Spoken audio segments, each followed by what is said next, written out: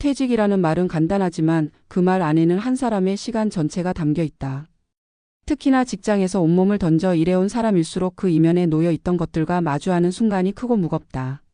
삶의 중심을 회사에 두고 살아온 이들이 맞이하는 은퇴는 단순한 업무 종료가 아니라 수십 년간 미뤄두었던 관계와 감정을 처음부터 다시 꺼내 들여다보는 과정이다. 은퇴 이후에야 비로소 가족의 얼굴을 찬찬히 바라보게 되고 아이의 눈빛이 낯설 정도로 자란 세월을 실감하는 순간 많은 이들은 회한과 후회 그리고 새로운 다짐을 동시에 안게 된다.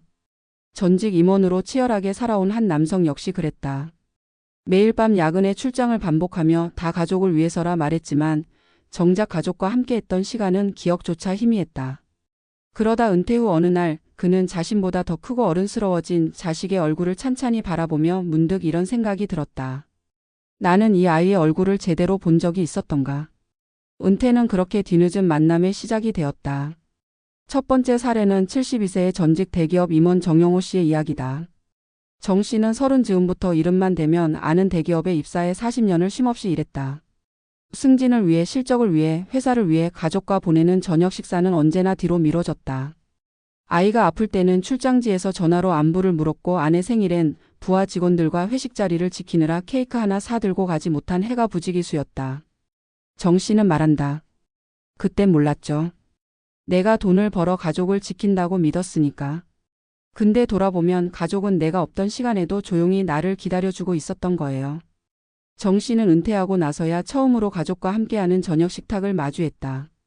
처음엔 어색했고 식사 중에도 말없이 휴대폰만 보던 아이가 낯설었다. 하지만 몇 달이 지나자 그는 가족의 웃음소리를 하나둘 알아가기 시작했고 그렇게 잃었던 시간을 조금씩 다시 채워가고 있다. 두 번째 사례는 68세의 여성 임원 출신 김미경 씨의 삶에서 찾을 수 있다. 김 씨는 IT업계 유리천장을 뚫고 임원 자리까지 오른 입지전적인 인물이다. 그러나 화려한 경력 뒤엔 아이를 새벽에 어린이집에 맡기고 밤늦게 데려오는 반복된 생활이 있었다. 아이의 첫 걸음마도 초등학교 입학식도 대부분 남편이나 친정어머니가 대신 지켜보았다. 김 씨는 늘 아이를 위해서 더 나은 삶을 위해서라며 자신을 다독였다. 그러나 정년퇴직 후 집에 머무는 시간이 많아지자 문득 아이의 성장 앨범을 꺼내보게 되었고 사진 속 아이의 얼굴이 낯설다는 사실에 울컥했다. 나는 이 아이와 함께 자란 게 아니었어요. 그냥 스쳐 지나온 거였죠. 김 씨는 은퇴 이후 매일 아들과 함께 아침을 먹으며 책을 읽는 시간을 만들었다. 이전 같았으면 단 10분도 허락하지 않았을 이 여유가 그녀 인생의 가장 소중한 시간이 되었다고 말한다. 세 번째 사례는 공기업에서 임원으로 일하다 퇴직한 70세 박성주 씨의 일기에서 발견된다. 박 씨는 오랜 시간 지방 곳곳을 돌며 프로젝트를 관리했고 일에 있어서만큼은 누구보다 철저했다. 하지만 자녀와의 관계는 늘 표면적이었다. 아빠는 회사에서 바빠라는 말이 집안의 일상처럼 박혀 있었고 아이들은 자연스럽게 아버지와의 대화 없이 자랐다. 박 씨는 은퇴 후 몇 달간 깊은 우울감에 빠졌고 어느 날 자녀와 함께 가족 사진을 정리하다가 오래전 가족 여행 사진에서 눈을 떼지 못했다. 사진 속 자신은 일에 지친 얼굴로 억지 웃음을 짓고 있었고 자녀는 어딘가 멀어진 시선으로 카메라를 바라보고 있었다. 그는 그제야 깨달았다. 나는 가족과 함께 있되 마음은 항상 딴 데 있었구나. 그날 이후 박 씨는 아들과 함께 일주일에 한 번씩 함께 걷는 습관을 만들었다. 처음엔 서먹했고 아무 말 없이 걷기만 했지만 점차 서로의 속내를 꺼내기 시작했고 이제는 아들과의 산책이 주말의 가장 큰 기쁨이라고 말한다. 이 세 가지 사례는 모두 은퇴 후 비로소 가족과 마주하게 된 사람들의 이야기다. 일터에선 누구보다 인정받고 책임감 있고 치열하게 살았지만 가족 앞에서는 오히려 소외된 존재였던 그들. 은퇴라는 삶의 전환점은 이들에게 늦은 깨달음을 안겨주었고 그 속에서 다시 관계를 회복하는 시간을 선물했다. 가족과의 거리는 물리적인 거리보다 마음의 거리에서 비롯된다는 진실을 은퇴 후에야 깨달은 이들이 늘어나고 있다.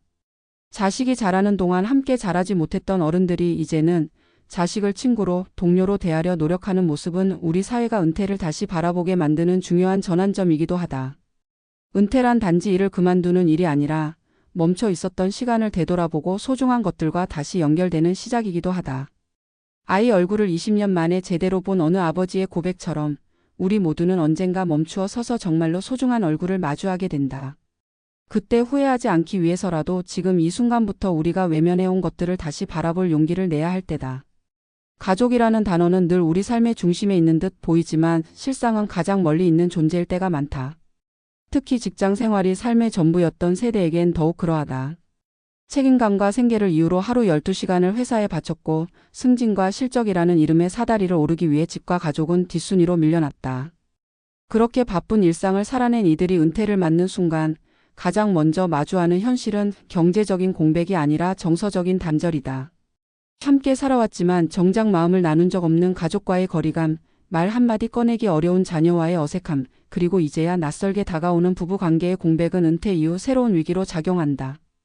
이는 단지 개인의 문제가 아니라 한국 사회가 오랜 시간 동안 일 중심적 삶을 미덕으로 여겨온 구조적 문화의 산물이기도 하다. 특히 임원과 고위직 출신처럼 조직 내에서 책임이 막중했던 이들은 사회적 자아와 가족 내 자아 사이의 간극이 더욱 크다. 은퇴는 이 간극을 절감하는 시기이며 동시에 스스로 그 틈을 메워야 하는 시간이기도 하다. 많은 이들이 은퇴 후 가족과의 관계 회복을 꿈꾸지만 그 과정은 생각보다 더디고 고통스럽다. 오랜 침묵이 만든 벽은 단순한 대화나 선물 몇 개로 허물어지지 않는다. 자녀는 이미 성장했고 아내는 익숙한 거리감에 스스로의 공간을 만들어 왔다. 가장이라는 역할에 갇혀있던 사람에게 이제는 아버지, 남편, 동료로서의 새로운 정체성을 다시 배워야 할 시간이 시작된 것이다. 이때 필요한 것은 무엇보다 정서적 복귀다. 과거를 후회하기보다는 현재를 받아들이고 자신의 감정을 정직하게 들여다보는 것이 우선이다. 지금 자녀와 어색하다면 그 사실을 부끄러워하기보다 인정해야 한다. 오랜 침묵 끝에 나누는 첫 마디는 서툴 수밖에 없으며 자녀나 배우자 역시 낯선 모습에 당신을 경계할 수 있다. 중요한 건 반복이다. 진심 어린 말, 시간을 함께 보내려는 노력, 때론 말없이 곁에 있어주는 침묵의 동행이 가족과의 관계를 조금씩 회복시키는 열쇠가 된다. 이런 변화는 전적으로 개인의 내면적 성찰과 실천에 달려 있다. 외부에서 누군가 해결해 줄 수 있는 문제가 아니며 가족은 감정의 투자 없이는 절대 열리지 않는 관계다. 또한 은퇴 이후 가족과의 관계 회복은 단순한 감정적 위안이 아니라 삶의 지속 가능성과 직접 연결된 문제이기도 하다. 고령화 사회에서 가장 큰 복지 자원은 결국 가족이며 정서적 기반이 안정된 은퇴자는 신체 건강뿐 아니라 정신 건강에서도 훨씬 높은 회복력을 보인다.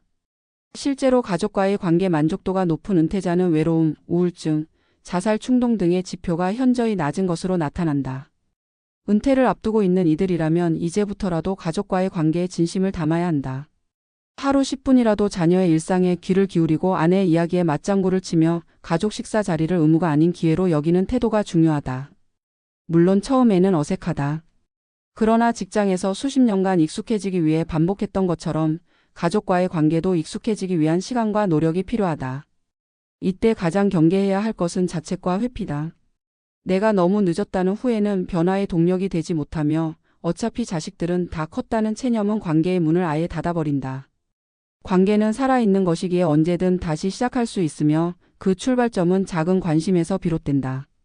전직 임원이든 자영업자든 교사든 누구나 자신의 직함을 내려놓고 가족 앞에 설 때는 맨몸의 인간으로 돌아가야 한다.